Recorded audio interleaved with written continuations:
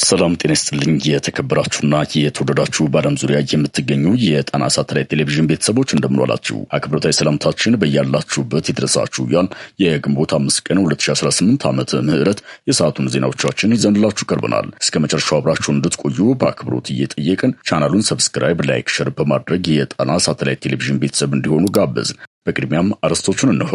የግንባር ተጋድሎች ተጠናክረው በቀጠሉበት በአማራ ክልል ሁነቶች ቀዳሚው ዜናችን ነው። በክልሉ የተለያዩ አካባቢዎች የተደረጉ ውጊያዎችና የደረሱ ኪሳራዎችን አስመልክቶ የፋኖን ማብራሪያ ይዘናል። በሌላ በኩል አገዛዙ በዛሬው ዕለት በፈጸመው የድሮን ጥቃት በምርኮ ተይዘው የነበሩ ወታደሮችን እና ንጹሐን ዜጎችን መግደሉ ተሰምቷል። በዝርዝር እናስደምጣችኋለን።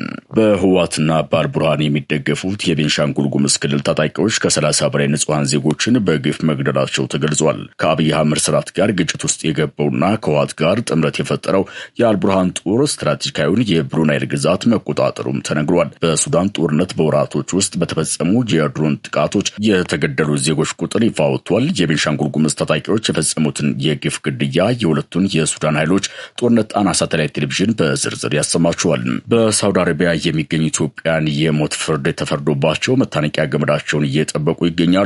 ይህንን ተከትሎ የኢትዮጵያ ኦርቶዶክስ ተዋሕዶ ቤተክርስቲያን ፓትርያርክ ብፁዕ ወቅዱስ አቡነ ማትያስ ተማጽኖና የብልጽግና መንግስትን ዝምታ እንዲሁም በስደት ሀገር ሞታቸውን የሚጠብቁ ዜጎችን ዕጣ ፈንታ አስመልክቶ ዝርዝር ይዘናል፣ እናስደምጣችኋለን። እነዚህና ሌሎች ለሰዓቱ የተመረጡና ያልተሰሙ መረጃዎችን አሰባስበን ያሰናዳነው ዜናችን ከዚህ ሰዓት ጀምሮ ወደ እናንተ መቅረብ ይጀምራል። በድጋሚ አብራችሁን ቆዩ።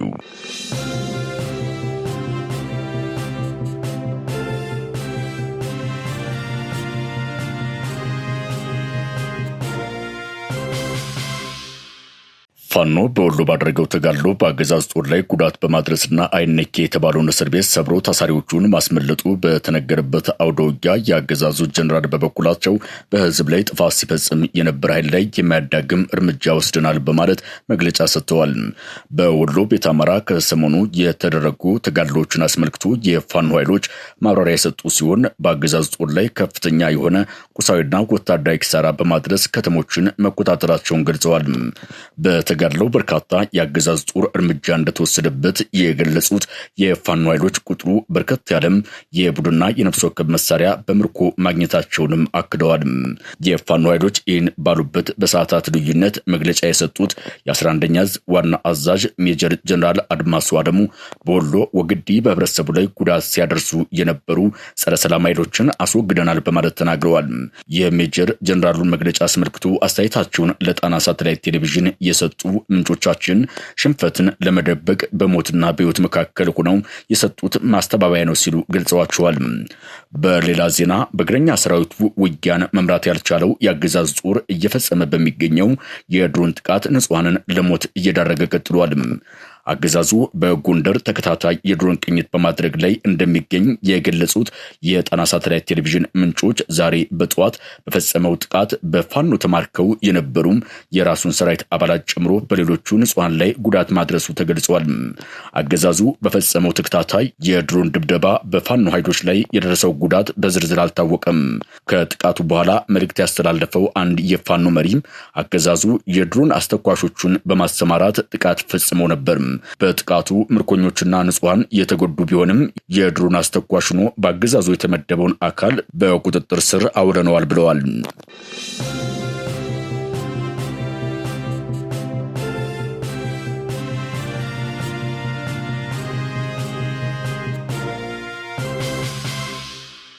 በሱዳን ተፋላሚ ኃይሎች የጦርነት ቀጠና በሆነው የቤንሻንጉል ጉሙዝ ክልል በታጣቂዎች የሚደርሱ ጥቃቶች እጅግ አስፈሪ ሆነዋል ተባለ። በአልቡርሃን የሚመራው የሱዳን ጦርና በህወሓት ስንቅና ትጥቅ የሚሰፍርላቸው የጉሙዝ ታጣቂዎች ከመንግስት ጋር ይፋዊ ጦርነት ጀምረዋልም ተብሏል። ከሱዳን ፈጥኖ ደራሽ ጎን የተሰለፈውና ድጋፍም የሚያደርገው የብልጽግናው አስተዳደርም ዜጎቹን መከላከል አቅቶት በየዕለቱ አሰቃቂ ግድያዎች እየተፈጸሙ ይገኛል ሲሉ የጣና ሳተላይት ቴሌቪዥን ምንጮች ገልጸዋል። እነዚህ የቤንሻንጉል ጉሙዝ ታጣቂዎች በክልሉ ግልገል በለስ አካባቢ በፈጸሙት ጥቃት 30 ንጹሐን ዜጎች ተገድለዋል። በርካቶችም ለአካል ለአካል ጉዳት ተዳርገዋል። መነሻቸውን ከአሶሳ ማንኩሽ በማድረግ ወደ ግልገል በለስ ሲጓዙ በነበሩ የህዝብ ማመላለሻ አውቶቡሶች ላይ በተፈጸመ ጥቃት 30 ንጹሃን መገደላቸውን ጣና ሳተላይት ቴሌቪዥን ከምንጮቹ አረጋግጧል። የቤንሻንጉል ጉሙዝ ታጣቂ ኃይሎች በፈጸሙት እጅግ ዘግናኝ የሰብአዊና አረመኔያዊ ድርጊት 5 መኪኖች ሙሉ በሙሉ ተቃጥለዋል። ሹፌሮቹን ጨምሮ ከ30 በላይ ተሳፋሪዎችም በእነዚህ ታጣቂዎች በግፍ ሲገደሉ ከ50 በላይ ሰዎችም ቆስለዋል ተብሏል። የቆሰሉት ሰዎች ወደ ሆስፒታል የገቡ መሆናቸውን የገለጹት ምንጮቻችን ጉዳቱ ከባድ በመሆኑ የሟቾቹ ቁጥር ከዚህም ሊጨምር እንደሚችልም ተጠቁሟል።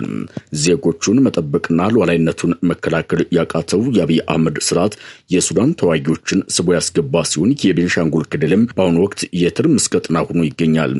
የሱዳን ኃይሎች በኢትዮጵያ ድንበር አቅራቢያ ጦርነቱን የቀጠሉ ሲሆን የአልቡርሃን ጦር በኢትዮጵያ ድንበር አቅራቢያም ስትራቴጂካዊ ቦታዎችን መቆጣጠሩ ተሰምቷል። ከአብይ አህመድ ስርዓት ጋር በግልጽ ጸብ ውስጥ የገባውና ከህወሓት ጋር ጥምረት የፈጠረው የአልቡርሃን ጦር ስትራቴጂካዊውን የብሉ ናይል ግዛት መያዙን ጣቢያችን ከምንጮቹ አረጋግጧል። በኢትዮጵያ ድንበር አቅራቢያ ለቀናት ከሱዳን ፈጥኖ ደራሽ ኃይል ጋር ከባድ ውጊያ ያደረገው የሱዳን ጦር በብሉ ናይል ግዛት የምትገኘውን ስትራቴጂካዊቷን የአልካይሊ ከተማን በዛሬው ዕለት ዳግም ተቆጣጥሯል ተብሏል። ከተማዋ በሚያዝያ 17 ቀን 2018 ዓ.ም በተደረገ ከባድ ውጊያ በፈጥኖ ደራሽ ኃይልና በአጋር ታጣቂዎች እጅም ወድቃ እንደነበረም ይታወሳል። የሱዳን ጦር የአልካይሊ ከተማን ዳግም መያዙም በብሉ ናይል ግዛት ውስጥ ለሚንቀሳቀሰው ኃይሉ ከፍተኛ ወታደራዊ ድል ሆኖ ተጠቅሷል። የተባበሩት መንግስታት ድርጅት ባወጣው መግለጫም በሱዳን እየተስፋፋ ያለው የድሮን ጥቃት ጦርነቱን ወደ አደገኛ ምዕራፍ እያሸጋገረው መሆኑን ገልጿል። በሱዳን የእርስ በርስ ጦርነት የድሮን ጥቃት ከፍተኛ ሁኔታ መጨመሩም ለሲቪል ሰዎች ሞት ምክንያት መሆኑን ተመድ በመግለጫው አስታውቋል። የተባበሩት መንግስታት ድርጅት የሰብአዊ መብቶች ከፍተኛ ኮሚሽነር ቮልከር ቱርክ እንደ አውሮፓውያን አቆጣጠር ከጥር እስከ ሚያዝያ 2026 በተፈጸሙ የድሮን ጥቃቶች በሱዳን 880 ንጹሃን ዜጎች ህይወታቸውን አጥተዋል ብለዋል። እንደ ተባበሩት መንግስታት ድርጅት ገለጻ የሱዳን ጦርና ፈጥኖ ደራሽ ኃይሎች በድሮኖች ላይ ያላቸው ጥገኝነት እየጨመረ መጥቷል። ይህም ጦርነቱን ወደ አዲስ አካባቢዎች እያስፋፋ ሲሆን ኮርዶፋን፣ ብሉ ናይል እና ካርቱም በምሳሌነት ተጠቅሰዋል። ቮልከር ቱርክ አክለውም ከዚህ ቀደም የዝናብ ወቅት የምድር ውጊያዎችን ያረገበ የነበረ ቢሆንም በአሁኑ ወቅት ግን ድሮኖቹ በአስቸጋሪ የአየር ሁኔታ ውስጥ ጥቃቶችን ለመቀጠል ለሚያስችሉ ግጭቶች ይበልጥ ሊባባስ እንደሚችልም አስጠንቅቀዋል። የሰብአዊ መብቶች ከፍተኛ ኮሚሽነር እየተጠናከረ የመጣው አመጽ የራብ አደጋን ሊያባብስና ቀድሞውንም የተገደበውን የሰብአዊ እርዳታ አቅርቦት ሊያስተጓጉል እንደሚችልም አስገንዝበዋል። ዓለም አቀፍ ማህበረሰብ በተለይ የተራቀቁ ድሮኖችን ጨምሮ ለማንኛውም ተዋጊ ወገኖች የሚደረግን የጦር መሳሪያ ዝውውር በአስቸኳይ እንዲያቆም የጠየቁት ኮሚሽነሩም በሲቪል ሰዎችና መሰረተ ልማቶች ላይ የሚፈጸሙ ጥቃቶች እየተደመዱ መምጣታቸው አሳሳቢ ደረጃ ደርሰዋል ሲሉ ድርጊቱን አውግዘዋል።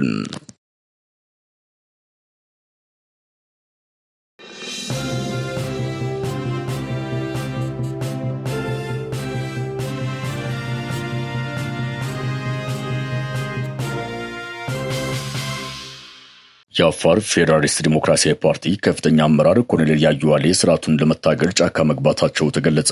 ኮሎኔሉ በርካታ ሰራዊታቸውን ይዘው ወደ ትጥቅ ትግል መቀላቀላቸውን ጣና ሳተላይት ቴሌቪዥን አረጋግጧል። አገርም በጦርነት እያመሰ የሚገኘውና አቅመቢሱ የአብይ አህመድ ስርዓት ከ7 ዓመት በላይ በስልጣን ሲቆይ ለአንድም ቀን ኢትዮጵያን ሙሉ በሙሉ ተቆጣጥሮ ማስተዳደር አልቻለም። ከአብይ መንበር ስልጣን ጀምሮ ተገንጣይ የሆነው ህወሓት እስካሁንም ብልጽግና ክልሉን እንዳይረግጥ አድርጎት ይገኛል። የአብይ አህመድ አስተዳደር በአማራ ክልል ያለውን አብዛኛውን መዋቅርና አስተዳደርም በፋኖ ኃይሎች ተቀምጦ ይገኛል። በወጣሁበት ህዝቤ ተወዳጅ ነኝ፣ ለብሔሬም ተቆርቋሪ ሟች ነኝ የሚለው የብልጽግና ስርዓት በኦሮሚያ ክልልም ተቀባይነትና ቅቡልነት የለውም። ወለጋን ጨምሮ በርካታ የክልሉ አካባቢዎችም ከክልሉ መንግስት ቁጥጥር ውጭ ናቸው። ብልጽግና በሐሰት ፕሮፓጋንዳ መዋቅሬ ጸንቷል፣ አስተዳደሬን መነቅነቅ አይቻልም ቢልም የብልጽግና ስርዓት ከቀን ወደ ቀን እየላላዳ እየደከመ መጥቷል። ዛሬ ላይ በአብይ አህመድ አስተዳደር ጥቂት እንጥፍጣፊ እምነት የነበራቸው ኃይሎች ሁሉ ተስፋ ቆርጠው ስርዓቱን ለመታገል ምርጫቸውን ጫካ አድርገዋል። የአፋር ፌዴራሊስት ዲሞክራሲያዊ ፓርቲ ከፍተኛ አመራር ኮሎኔል ያዩዋሌህም ስርዓቱን ለመታገል ጫካ ከተቀላቀሉት አንደኛው ሆነዋል። የአፋር ፌዴራሊስት ዲሞክራሲያዊ ፓርቲ ከፍተኛ አመራር የሆኑት ኮሎኔል ያዩዋሌ የብልጽግናን አገዛዝና በክልሉ ያለውን ነባራዊ ሁኔታ በመቃወም ነው ከነሙሉ ትጥቃቸው ወደ በረሃ የወረዱትም። ይህ ክስተትም በአፋር ክልል ያለውን ወቅታዊ ፖለቲካና ወታደራዊ ሚዛን የሚቀይር እንደሚሆን ተገምቷል። ኮሎኔሉ ወደ 400 የሚጠጉ ታጣቂዎቻቸውን በማስከተል የአፋር ብሔራዊ አንድነት አብዮታዊ ግንባርን አፋር አጉጉሞን ተቀላቅለዋል። በአፋር ክልል በአገዛዙ እየተፈጸመ ያለው አፈናና የህዝቡን መገፋት ኮሎኔል ያዩዋሌ ጫካ ለመግባታቸው ዋና ምክንያት ነው ተብሏል። ይህ መጠነ ሰፊ የኃይል ሽግግር በአፋር ክልል የሚንቀሳቀሱ የነጻነት ኃይሎችን አቅም በእጅጉ የሚያጠናክር ይሆናል ተብሎ ይጠበቃል። የኮሎኔሉና የታጣቂዎቹ በረሃ መግባት በአንጻሩ ለብልጽግና መዋቅር ትልቅ ስጋት ፈጥሯል። የአፋር ጉጉሞ ግንባር ከአማራ ፋኖና ከሌሎቹ የለውጥ ኃይሎች ጋር በጋራ ለመስራት ፍላጎት እያሳየ ባለበት ወቅት የክስተት መፈጠሩ ደግሞ ለብልጽግና ጉዳዩን ይበልጥ አሳሳቢ አድርገዋል። የኮሎኔል ያዩዋሌ ከነሰራዊታቸው መቀላቀል በትግሉ መስመር ላይ አዲስ መነሳሳት እንደሚፈጥርም ይጠበቃል።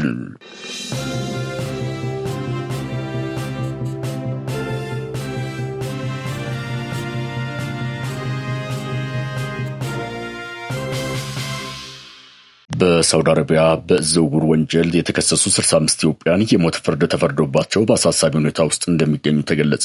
የሰብአዊ መብት ተሟጋች ድርጅቶች ሁማን ራይትስ ሰዎች ባወጣው መረጃ በሳውዲ የሚገኙ 65 ኢትዮጵያን የሞት ቅጣት ሊፈጸምባቸው እንደሚችል አመላክቷል። የኢትዮጵያ ኦርቶዶክስ ተዋሕዶ ቤተክርስቲያን ፓትርያርክ ብፁዕ ወቅዱስ አቡነ ማትያስ በበኩላቸው በሳውዲ በሞት ጥላ ስር ላሉ ኢትዮጵያን ምሕረት እንዲደረግ ተማጽነዋል። ሁማን ራይትስ ሰዎች ባወጣው መረጃ ሚያዝያ 13 ቀን 2018 ዓመተ ምህረት 3 ኢትዮጵያን በሳውዲ የሞት ፍርድ ተፈጽሞባቸዋል። በአሁኑ ወቅት ደግሞ በከሚስ ሙሻይት እስር ቤት ውስጥ የሚገኙ ሌሎች 65 ያህል ኢትዮጵያን በተመሳሳይ ወንጀል የሞት ፍርድ ተፈርዶባቸው ቀናቸውን እየጠበቁ እንደሚገኙ ታውቋል።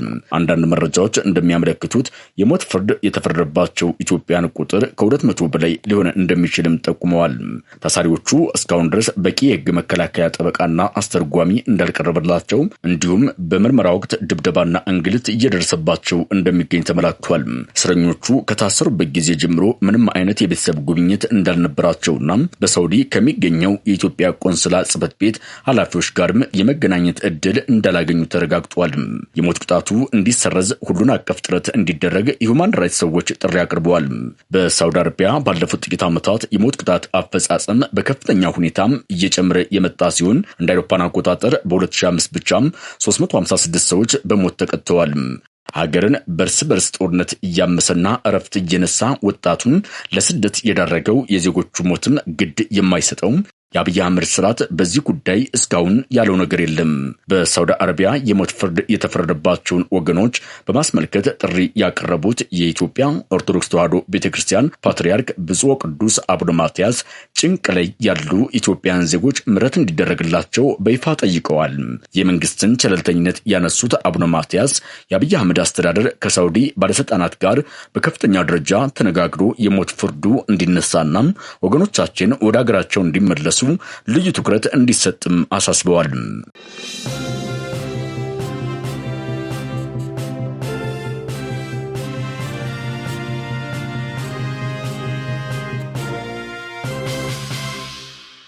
ክቡራንና ክቡራት የጣና ሳተላይት ቴሌቪዥን ዜናዎቻችን የተከታተላችኋቸውን ይመስሉ ነበር። አብራችሁን ስለቆያችሁ እናመሰግናለን። ደህና ሁኑ።